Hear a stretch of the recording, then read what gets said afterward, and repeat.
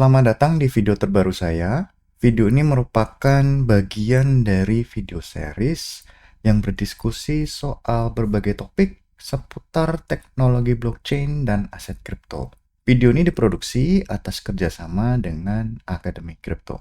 Nah, seperti biasa sebelum kita masuk ke materi, kita akan baca dulu halaman disclaimer. Berbagai informasi yang disampaikan di dalam video ini bukan merupakan ajakan untuk menjual atau membeli instrumen apapun, melainkan untuk tujuan edukasi semata. Termasuk ketika ada penyebutan nama produk, nama merek, nama aset, itu bukan berarti endorsement terhadap produk, merek, atau aset tersebut.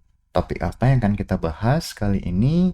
Kita akan membahas soal masa depan dari Zcash. Jadi ide kunci dari Zcash, kita bicara soal Zcash, itu berarti kita juga bicara soal privacy di ranah blockchain. Kalau kita mulai dari Bitcoin itu punya konsep bahwa tidak ada korelasi antara transaksi dengan identitas pribadi dari para penggunanya. Artinya, kita tidak perlu melakukan registrasi ke pihak manapun karena memang di dalam Bitcoin tidak ada pihak sentral yang mengatur ya, tidak ada administrator di situ. Kemudian tidak ada semacam nama pemilik atas nomor rekening atau nama pemilik atas address Bitcoin yang tertera atau yang tersimpan dalam sistem manapun gitu kan. Jadi kalau kita berinteraksi atau kita melakukan transaksi dengan Bitcoin, ya kita tidak tahu ini pemiliknya siapa. Sebenarnya kan seperti itu. Permasalahannya adalah para researcher atau para analis itu mulai membuat sebuah atau banyak sekali metode atau mengembangkan algoritma dan metode untuk melakukan analisis, untuk mengeksplorasi atau untuk mencoba meng-uncover informasi tentang para pengguna atau bahkan statistik, misalnya statistik penggunaan, kemudian pola-pola yang ada di dalam transaksi Bitcoin. Karena semua transaksi di dalam Bitcoin itu transparan, artinya bisa dilihat, bisa dianalisis, bisa dibaca siapapun. Nah, makanya Zcash ini punya misi yang berbeda dibandingkan dengan Bitcoin. Dia tidak hanya sebagai aset semata, tetapi dia juga menyediakan aset yang bisa atau yang menyediakan fasilitas privacy. Ya, karena fokus dari Zcash tidak lagi hanya sekedar aset kripto, tetapi juga aset kripto yang punya fokus privacy. Caranya bagaimana? Zcash ini mengimplementasikan satu teknologi namanya Zero Knowledge Proof atau ZKP. Nah, ZKP ini dipakai untuk menyembunyikan informasi terkait dengan transaksi. Misalnya alamat tujuan, alamat pengirim, kemudian jumlah dari aset yang ditransaksikan. Nah, itu semuanya disimpan atau dilindungi oleh si Zero Knowledge Proof. Nah, belakangan ini atau Zcash ini mulai berevolusi dari sekedar koin menjadi platform gitu ya. Jadi dia punya misi untuk menjadi media atau infrastruktur untuk berbagai kegiatan di situ, berbagai aktivitas di situ.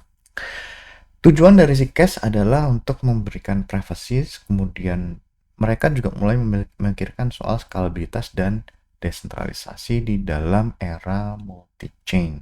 Nah, Zcash ini masih relevan dalam kehidupan sehari-hari atau dalam era modern yang sekarang ini. Kenapa? Karena banyak sekali produk yang sudah mulai meninggalkan privacy, terutama di landscape blockchain. Kebanyakan blockchain sekarang lebih fokus memikirkan bagaimana skalabilitas itu dicapai. Bagaimana blockchain itu bisa melayani jutaan bahkan miliaran pengguna gitu ya dalam satu waktu yang sama. Tetapi soal privacy ini enggan dipikirkan oleh para pengembang itu. Padahal kalau kita bicara soal blockchain dan data-data yang transparan, itu tidak ada namanya financial confidentiality. Artinya informasi soal finansial seseorang bisa teridentifikasi. Kalau Bitcoin mungkin masih kita bisa membuat alamat baru dengan mudah. Bagaimana dengan Ethereum dan teman-temannya yang berbasis account account based infrastructure, di mana ketika kita membuat sebuah alamat itu tidak mudah kita membuat alamat lain, sama sekali tidak mudah karena walletnya harus mengelola banyak sekali address. Kalau demikian, kalau di Bitcoin masih mudah gitu ya, tapi di platform-platform yang lain memang tidak semudah itu. Kemudian juga ada narasi yang dibangun oleh para regulator yang umumnya cenderung melawan atau cenderung tidak menyukai privacy gitu ya. Karena mereka mengasosiasikan privacy sebagai secrecy atau kerahasiaan. Kemudian mereka bilang bahwa kalau tidak ada kesalahan atau tidak berbuat salah, kenapa harus dirahasiakan? Padahal privasi itu bukan sekedar melindungi orang yang berbuat jahat, melindungi orang yang berbuat salah, melindungi orang yang berbuat korupsi, dan lain sebagainya. Privasi itu adalah sebuah hak, seperti halnya ketika kita bicara soal perlindungan data pribadi. Data pribadi itu bukan sebuah sebenarnya adalah hak, sudah dinyatakan di dalam undang-undang bahwa itu adalah hak untuk kita melindungi informasi pribadi. Demikian juga seharusnya terkait dengan kerahasiaan dari transaksi finansial kita. Nah, makanya Zcash ini punya posisi yang unik gitu ya, sebagai public goods dan menyediakan satu platform untuk menjamin hak-hak manusia gitu ya, hak-hak kita ya, sebagai pribadi. Nah, kemudian juga kita lihat ada pengembangan atau perkembangan dari teknologi miliknya Zcash ini cukup signifikan. Dari yang Sprout tahun 2016, ternyata mereka punya staging atau proses pengembangan yang terus-menerus sampai di tahun 2020. Dari yang pertamanya ada trusted setup, dulu ada shielded pool gitu ya. Jadi semua yang berkait dengan shielded transaction atau Z address itu dimasukkan dalam shielded pool. Kemudian ada proses namanya trusted setup di situ. Kemudian sapling ini memberikan peningkatan fitur, peningkatan performa dalam hal proofnya itu jadi lebih mudah atau lightweight, kemudian menyebabkan transaksi itu jadi lebih cepat. Kemudian yang lebih signifikan lagi di Halo 2 tahun 2020 itu ada namanya trustless recursive proof system. Jadi dia juga menghilangkan seremoni atau power of Tau atau trusted setupnya sudah hilang di dalam Halo 2. Kemudian nanti akan ada proof recursion dan lain sebagainya. Nah, kalau Halo 2 dan Beyond, yang menjadi salah satu ganjalan utama dari Zcash adalah dulu ada trusted setup. Nah, trusted setup itu dulu memang transparan, artinya semua orang bisa berpartisipasi. Kemudian bagaimana ada instruksi untuk menghancurkan komputer atau perangkat komputasi yang dipakai gitu ya. Jadi kalau Anda lihat di dalam, mungkin Anda searching di YouTube gitu ya, power of Tau-nya Zcash, itu pasti ada orang yang menghancurkan komputer baru gitu ya. Baru beli, dipakai untuk power of Tau, kemudian dihancurkan, bisa dibakar, dipalu, dibanting dan sebagainya itu. Jadi yang di iterasi terakhir untuk Halo itu tidak ada lagi trusted setup, karena trusted setup dianggap sebagai sebuah kelemahan di dalam sistem yang desentralistik. Jadi sekarang tidak ada lagi trusted setup. Kemudian ada namanya recursive proof. Nah, ini satu terobosan di mana sebuah proof itu bisa memverifikasi proof yang lainnya, artinya recursive. Kemudian bisa jadi landasan untuk private computation. Apalagi kemudian bisa untuk mengkompres chain. Jadi kan biasanya blockchain itu kan ukurannya makin besar, ya kan, karena semakin banyak transaksi yang disimpan atau terjadi dalam blockchain, transaksi tersebut harus disimpan di dalam blockchain, artinya ukurannya makin besar. Nah, dengan sistem-sistem yang terbaru dalam Zcash itu chainnya bisa dikompres ukurannya. Kemudian bisa membuat bridge proof. Nah, ini untuk apa? Misalnya untuk roll up atau misalnya untuk multi chain atau cross chain communication atau cross chain transaction atau transaksi antar blockchain. Nah, jadi arsitektur atau sistem-sistem seperti ini atau komponen-komponen yang mendukung seperti ini bisa membuat Zcash ini jadi platform yang menarik di masa depan. Bagaimana dengan skalabilitas yang berasal dari inovasi kriptografi? Yang tadi kita sudah bicara soal recursive proof gitu ya. Artinya verifikasi blockchain atau proses komputasi untuk memverifikasi blockchain itu jadi makin berkurang atau makin kecil gitu ya. Kemudian ada proof aggregation, jadi bloknya bisa dikompres jadi satu proof. Artinya ukuran dari sebuah blockchain juga makin kecil. Nah, dengan demikian, kalau misalnya proof aggregation ini bisa dicapai, itu light client bisa jadi lebih efisien. Karena mereka harus melakukan verifikasi atas semua informasi di dalam blockchain. Kalau semuanya bisa dikompres, artinya jadi lebih efisien. Nah, kalau misalnya ini bisa efisien, artinya aplikasi yang berbasis mobile, aplikasi yang berbasis browser, dengan kekuatan komputasi yang terbatas, itu bisa lebih didukung. Kemudian ada namanya cross-chain privacy protocol. Bisa dicapai karena apa? Karena Zcash sendiri memang berbasis zero knowledge proof. Gitu. Jadi protokol privacy bisa diimplementasikan di situ. Kemudian Zcash on mobile. Nah, sebenarnya salah satu metode supaya tingkat adaptabilitasnya itu makin besar atau tingkat adopsi makin besar itu adalah dengan mobile application, kemudian mobile friendly gitu kan. Jadi supaya lebih banyak orang yang menggunakan. Kemudian kalau misalnya lebih mudah dipakai karena dia berbasis mobile, kemudian dia menyediakan fitur privacy yang tidak ada di dalam platform lainnya, itu membuat orang tertarik untuk menggunakan Zcash. Nah, biasanya shielded transaction itu lambat dan berat gitu kan. Tapi dengan adanya proof generation dengan Rust dan Halo 2, itu optimisasi atas komputasi tadi bisa dicapai. Jadi sinkronisasi lebih cepat, kemudian memory footprint juga makin kecil. Jadi ada mobile wallet seperti Zashi itu menjadi salah satu titik progres yang benar-benar nyata. Nah, kalau Zashi Wallet itu tujuannya adalah memberikan simplicity atau sangat sederhana itu ya. Kemudian dia juga memberikan salah satu fiturnya adalah privacy by default. Jadi semua orang mungkin kalau mulai dari Zashi dia akan menggunakan Z-address. Mungkin bisa menggunakan transparent transaction, tapi dia harus melakukan setting terlebih dahulu. Kemudian ada namanya unified address. Jadi satu address untuk pool type, berbagai pool type. Jadi kan ada transparent transaction, ada shielded transaction. Biasanya kalau poolnya shielded transaction punya pool sendiri, kemudian yang transparent punya pool sendiri. Tapi dengan adanya unified address, hanya butuh satu address untuk pool yang mana saja. Kemudian interaksinya akan di streamline gitu ya, untuk transparent dan shielded. Jadi bisa dianggap orang yang menggunakan jadi lebih mudah, tidak perlu mikir lebih panjang mau pakai yang transparan atau yang shielded, atau mungkin ketika dia mau membuat transparent transaction dia mengambil dari pool transparent. Gitu juga sebaliknya, kalau dia menggunakan shielded transaction ya dia ambil dari shielded fund. Kemudian berfokus pada usability, recovery, dan transparansi dari privacy. Karena kan fokus utama dari Zcash masih soal privacy gitu kan.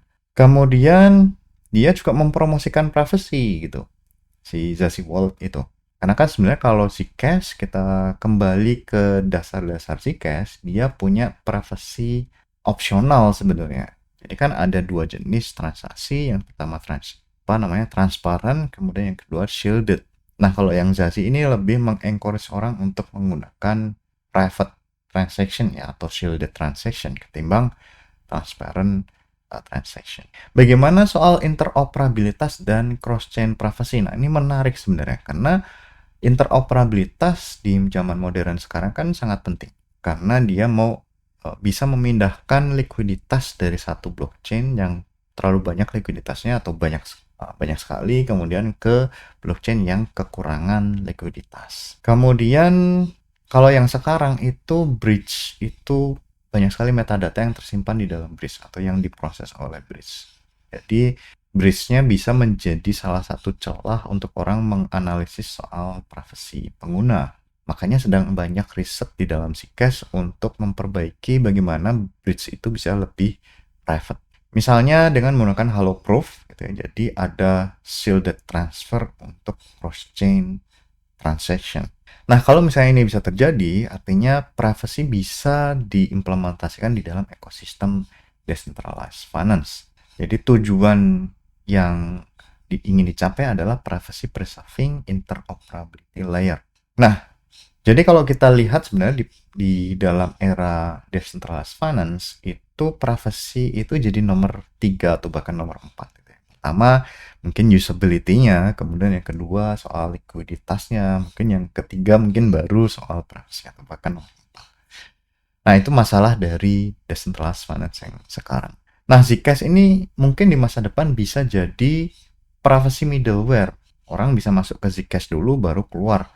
Kenapa? Karena dia bisa membuat shielded transaction dulu gitu ya, kemudian swap, misalnya swap dengan stablecoin misalnya, kemudian baru keluar ke address yang baru. Artinya transaksi history itu bisa dihapus gitu ya, dalam tanda petik ya. Kemudian ada zk proof bisa compliance dan confidentiality secara simultan. Bagaimana dengan governance dan desentralisasi dari Zcash? Dulu Zcash itu dikelola oleh ECC atau Electric Coin Company dan Zcash Foundation ya. Kemudian sedang terjadi gradual shift atau pergeseran ke community driven governance. Kemudian ada juga grants dan ZIPs.